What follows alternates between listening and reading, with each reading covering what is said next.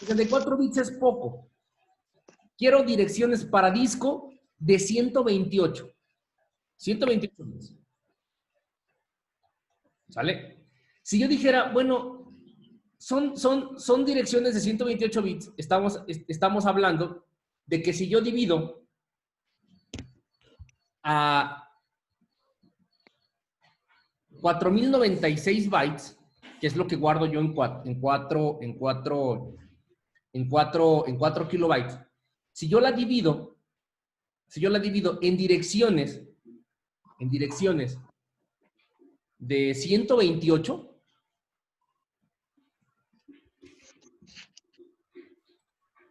bits,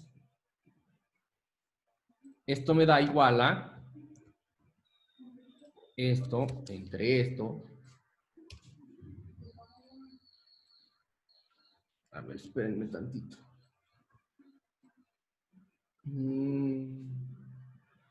128 bits entre 8, ¿cuánto es? 128 entre 8. 16. 16. Sí, 16. Tendría que ser entre 16. Lo divido entre 128. Me da 256 direcciones. ¿Sale? Es decir, que al bloque, lo que nosotros tenemos aquí, que cada uno de estos lo voy a dividir en 256 pedacitos. ¿Sale? Entonces, fíjate, con los bloques directos, 1, 2, 3, 4, 5, 6, 7, 8, 9, 10. Voy a tener 4, 4, 4, 4, 4, 4, 4, 4. Cada uno de ellos apunta a uno de 4 kilos. ¿Va? Voy a ponerlo por acá. Voy a poner aquí la suma entre lo que viene de aquí hasta acá. Ahora fíjense. Si yo le meto el primer indirecto, con mi primer indirecto, ¿qué quiere decir? Que yo voy a tener 256 apuntadores a bloques de 4K. ¿Esto es igual a qué? A esto por esto. Ya subió mi tamaño de archivo ¿a cuánto? 1064. ¿1064 qué? K, ¿no? K. Es decir, estamos hablando apenas del orden de 1 giga. megas, ¿no? Ah, sí, sí. Digo, no me alcanza. Muy poco. Bueno, le meto el indirecto doble. Aquí es el indirecto simple. Voy a meter el indirecto doble. Y el indirecto doble tiene un bloque que apunta a 256, pero ese a su vez va a apuntar a 256. Y cada uno de esos va a apuntar a bloques de 4K. Es decir, esto va a ser igual a esto por esto por esto. Ya tengo 263,208K. ¿Esto cuánto es?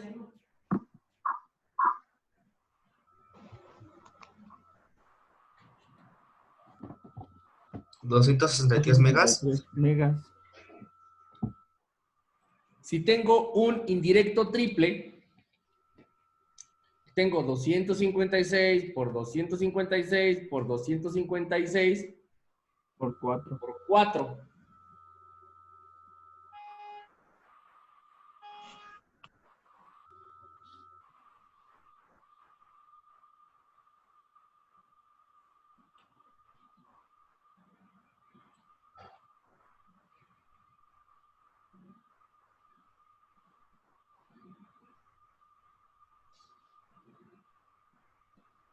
¿Cuánto es eso? Si esto sale en kilos, vamos a ver en megas. En megas, en gigas. 34 gigas. Si a este lo divido entre, vamos a sacar acá como lo hicimos en el otro archivo. Un mega equivale a 1024. Un giga equivale a 1024 por lo de acá arriba.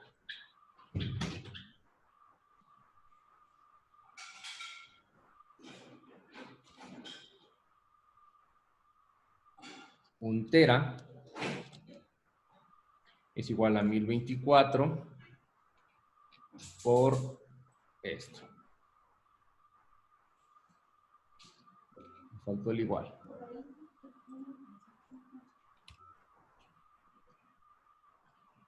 Un peta es igual a 1024 por esto.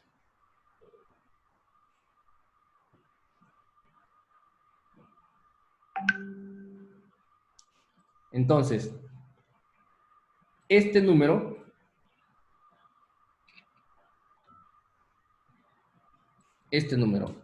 entre esto es el número de megas que tiene mi archivo.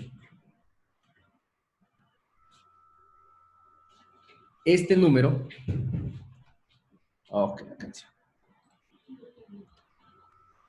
Este número entre este es el número de gigas que tiene mi archivo. Y pues no me va a alcanzar para un tera con base en esos cálculos. A ver, déjenme revisar que no me haya equivocado en algo. Es un bloque indirecto simple. Ajá.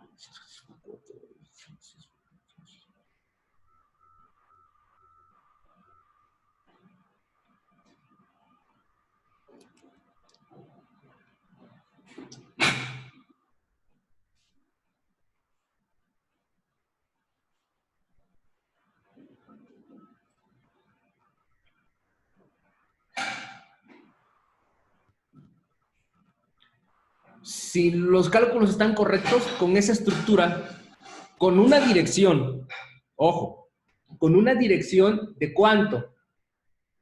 De 16.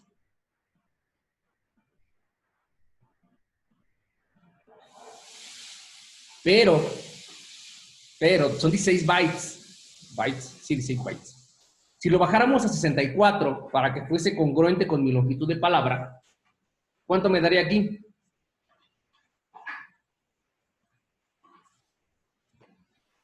8, ¿no? Y eso se va a 512. O sea, nos fuimos al doble. Pero si lo empato con mi longitud de palabra, entonces todos estos tendrían que ser 512.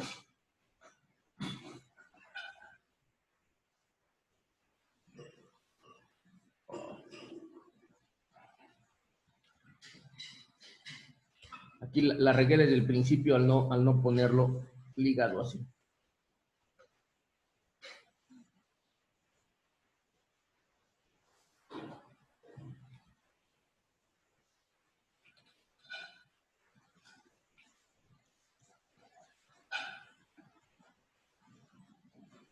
Ahora sí.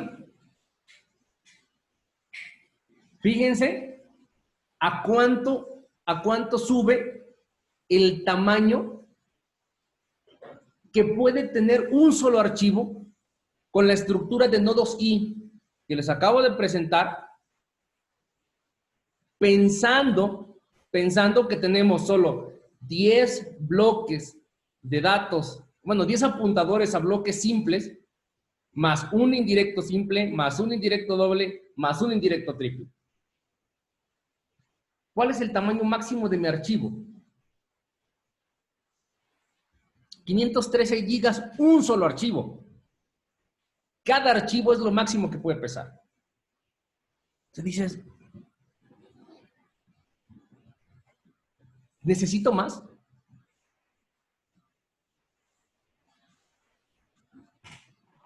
¿Necesitamos más? Pues depende de qué haces, ¿no? Exactamente, o sea, va a depender de para qué estés utilizando tu sistema de archivos, pero para el grueso de los sistemas que nos podamos imaginar, o sea, tener archivos de más de 500 gigas, o sea, también ya quiere decir que a lo mejor necesitas hacer un esquema de particionamiento de tu archivo, pues para que no te crezca tanto, no lo sé, qué sé yo.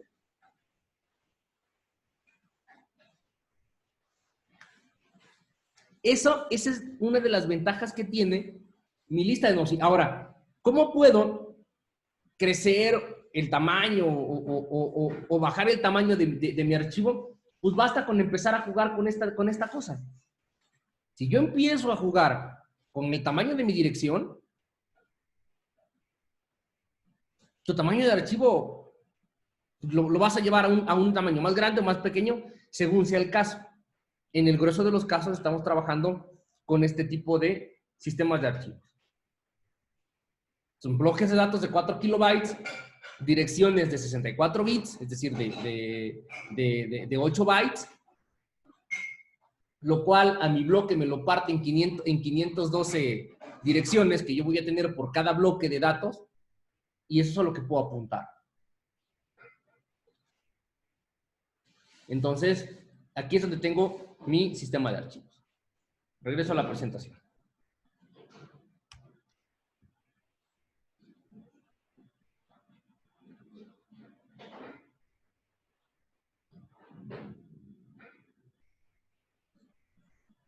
Bueno, aquí nos alcanza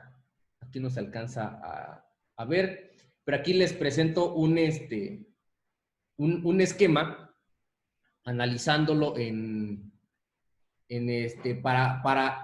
para una dirección de 32 bits, ¿verdad? Para un procesador de 32 bits, estamos hablando de que se tienen 4 GB de direcciones posibles. Y aquí está el análisis. Esto ya visto en su ¿cómo se llama? En su computadora, ya lo van a poder revisar sin ningún problema. ¿Sale? Obviamente aquí quizás nos va a dar un tamaño de archivo más grande, pensando en una dirección de 32 bits. Nosotros nos fuimos a 64.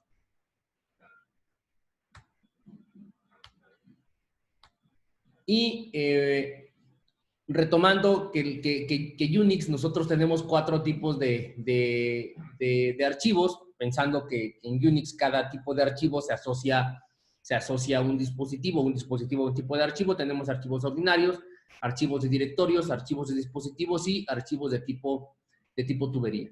Los archivos ordinarios contienen bytes de datos organizados como un array lineal o un árbol o lo que fuera. Las operaciones que se pueden hacer con los datos de un archivo son leer o escribir en cualquier byte del archivo, añadir bytes al final del archivo o truncar el tamaño de un archivo. ¿Cuáles son las operaciones no permitidas? Insertar bytes a un archivo, excepto al final, borrar bytes de un archivo. O sea, no se debe confundir el borrado con la modificación de alguno ya existente. Trucar el contenido de un archivo con valor a 0. 2 o más procesos pueden leer o escribir concurrentemente sobre un archivo. Los resultados de dicha operación dependen del orden de las llamadas de entrada o salida individuales de cada proceso y de la gestión que el planificador haga de los procesos, y en general son impredecibles. No pueden predecir al planificador. Los archivos ordinarios como tales no tienen nombre y el acceso a ellos se realiza a través de los nodos I. Los directorios son los archivos que permiten darle una estructura jerárquica a los sistemas de archivos en Unix. Su función fundamental consiste en establecer la relación que existe entre el nombre del archivo y su nodo I correspondiente.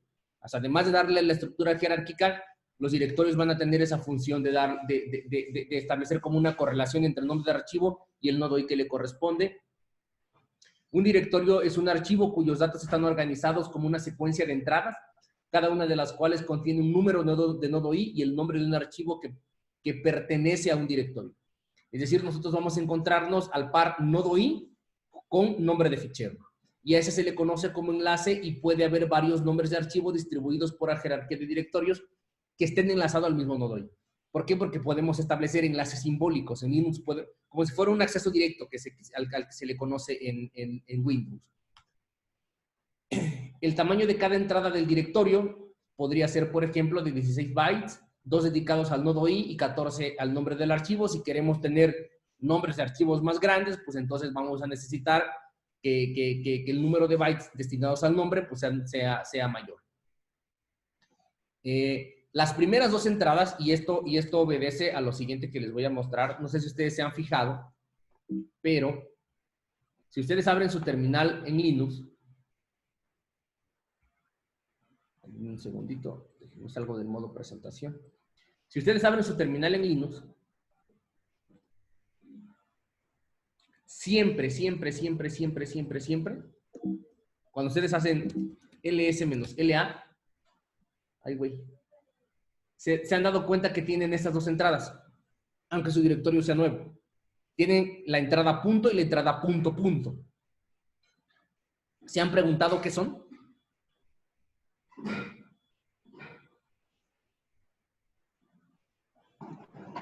¿No serán como los punteros que indican a los directorios, bueno, a los directorios que están encima de ellos, por así decirlo? Sí y no. Sí, porque hay uno que apunta al directorio padre y hay otro que apunta a sí mismo. La entrada punto es el apuntador a sí mismo. O sea, si yo hago cd punto o si yo hago punto diagonal, estoy diciendo ejecuta lo que está aquí. O sea, si ustedes se acuerdan, cuando ustedes ejecutan sus compilados de un programa .c, le ponen punto diagonal. Como su programa no existe en el pad, le ponen punto diagonal porque le están diciendo al intérprete de comandos, quiero que busques en el directorio actual. ¿Cómo le dices eso? Al poner punto. Si tú pones punto, estás diciendo el directorio actual. Si tú pones punto, punto, si tú das cd espacio, punto, punto, lo que está diciendo, quiero entrar al directorio padre. Y esto, si ustedes se dan cuenta, lo van a tener en cualquier carpeta. Entonces siempre vamos a tener el apuntador a mi directorio punto y el directorio punto punto. El archivo punto tiene asociado el nodo i correspondiente al directorio actual y al fichero punto punto se le asocia el nodo i del directorio padre. El directorio raíz es el único que en el directorio punto punto apunta a sí mismo. O sea, si ustedes se van, por ejemplo, si yo aquí, fíjense, ¿dónde estoy parado? Si yo aquí ejecuto pwd, estoy en diagonal Hermes, diagonal users, perdón, diagonal Hermes. Si yo aquí doy cd punto punto y ejecuto pwd, me sube un nivel arriba. Si aquí ejecuto cd punto punto, me sube un nivel arriba. Ya estoy en el raíz. Si yo aquí doy ls-la, también tiene el apuntador al punto y al punto punto. Pero ¿qué hay arriba de la raíz? Nada.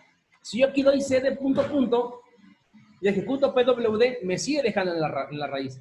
Es decir, mi sistema de archivos, a través del programa MKFS, se logra que el archivo punto punto apunte al directorio propio, es decir, al mismo archivo. Solo en el directorio raíz pasa eso, ningún otro. El núcleo maneja los datos de un directorio con los mismos procedimientos empleados para acceder a los datos de un archivo ordinario. Los procesos pueden leer el contenido de un directorio como si se tratase de un archivo, sin embargo, no lo pueden modificar. El derecho de escritura de un directorio está reservado al núcleo y a las llamadas al sistema que se nos ofrece. Los permisos de acceso a un directorio tienen los siguientes significados. Si un directorio te da permiso de lectura, se permite que se lea en ese directorio. Si te da permiso de escritura, le permite a un proceso crear una nueva entrada en el directorio, es decir, crear archivos. Si te dan permiso de ejecución sobre un directorio, realmente lo que te están dando es permiso de búsqueda sobre ese directorio. Si un proceso no tiene permisos de búsqueda, si un proceso no tiene permiso de búsqueda en un directorio, eso quiere decir que no tiene permiso de ejecución. Si quiero darle permiso de búsqueda, tengo que darle permiso de ejecución. ¿Sale? A ver, por ejemplo, voy a intentar hacer un ejercicio con eso que les acabo de mencionar.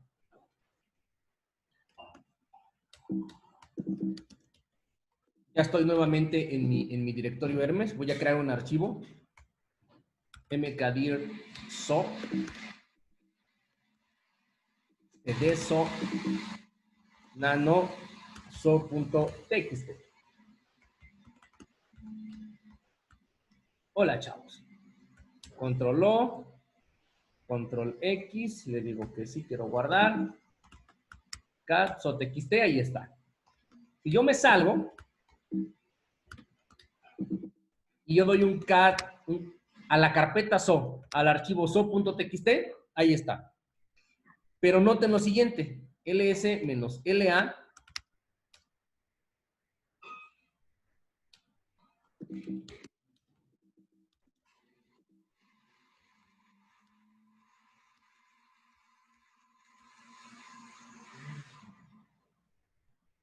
soy un ls-la. Voy a buscar so. Fíjense lo que está aquí. Aquí están los permisos de la carpeta so. Todos tienen permisos de ejecución. Todos. Le voy a quitar los permisos de ejecución al usuario Hermes. chmod usuario -x a la carpeta so.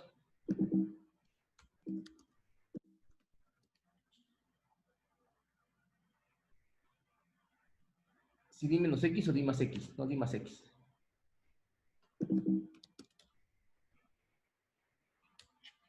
La carpeta so, noten que ya no tiene esta x que acá tenía. Arriba la tenía. Aquí está so, aquí tenía esta x. Acá abajo ya se la quité. Ya no tiene permisos de ejecución. Lo que me dice mi teoría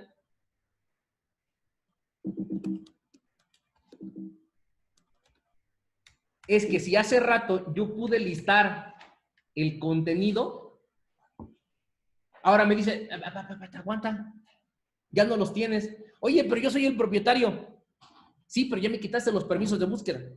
Sí, a ver, ¿cómo que permiso denegado? Si yo digo cat so.txt, ya no tengo permisos. Ni siquiera puedo buscar.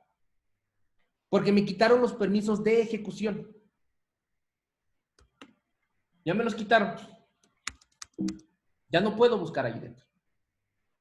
Entonces, los permisos en un archivo de tipo directorio también tienen su significado. ¿Sale? Entonces, eso era lo que les quería mostrar.